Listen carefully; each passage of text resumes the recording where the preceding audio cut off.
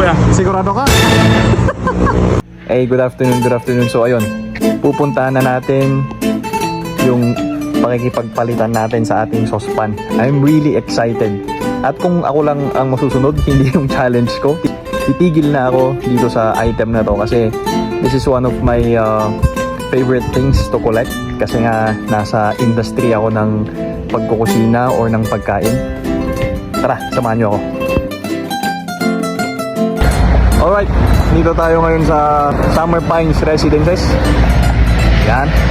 Dito natin i-meet yung makikipagpalit na itong ating stainless saucepan. Right? Ayun. What's up kuya? What's up? Stop. Yan ay. Yan ay, kasano? Hop. Kita kuya. Sigurado ka? At Ang pang-lunas yung ko rin.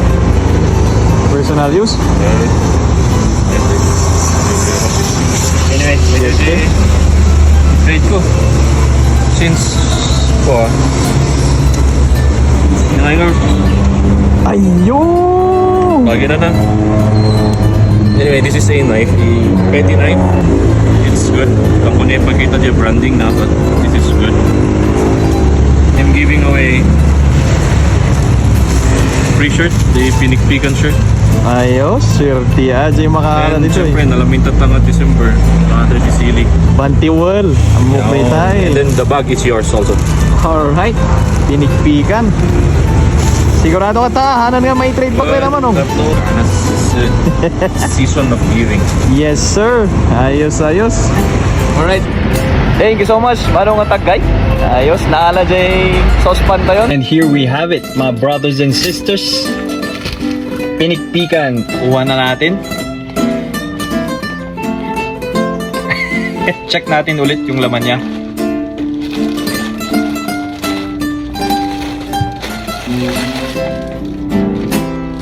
You have the Tagay shirt.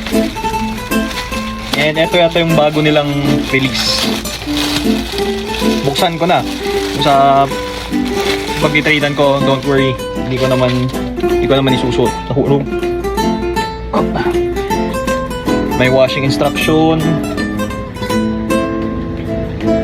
Ganda. Pinikpikan. Alright. Sikat sa tag. Tsaka may utagay. Hold natin ng maayos para naman maayos din na tatanggapin ng susunod na makikipag-trade sa atin. Mulang.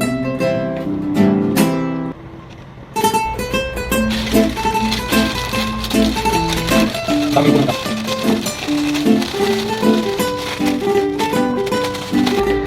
And of course, Bantiwal. Ay mas nga pampabudot na ito itatanga December pa naglalamin. And of course, the last item. And here we have the knife. It's a petty knife. Galing sa French word na petite, which means small, maliit. This is viewed as a smaller version ng gyuto, yung Japanese na chef knife. Usually this is 4-5 inches long. Ooh! And yung kagandahan nga pala nito, this is made locally. So, support local na rin, di ba? Boom! I mean, look at the handle. It has the classic handle, di ba? Tatlong patong yan. Oh, ganda. It's beautiful. Hindi ko nga pala ipapakita yung brand sa inyo, pero pag nakita nyo yung brand, matutuwa kayo dito kung sino man ang makakakuha. Wow! Beautiful. Gaya nga ng sinabi ko, if it was me, titigil na ako sa challenge na to kasi nagkukulik ako ng knives eh. And this is a really interesting piece. And upon doing my research and kinausap ko na rin si Mr. Otagay, the value of this piece right here goes from 2,500 to 3,000 plus pesos. Pero sabihin na natin yung value natin ngayon, hindi ko na isasama yung shirt, yung sile, tong bag. These are all free sa susunod na makipag-trade sa atin. So our total value as of this moment is, let's just say 3 Nasa 3K na tayo from 400. Okay, again, kung sino yung may gustong makipag-trade dito, what a beauty. Mag-DM lang kayo dito sa page and let's talk about it. I'll see you on the next one. Peace.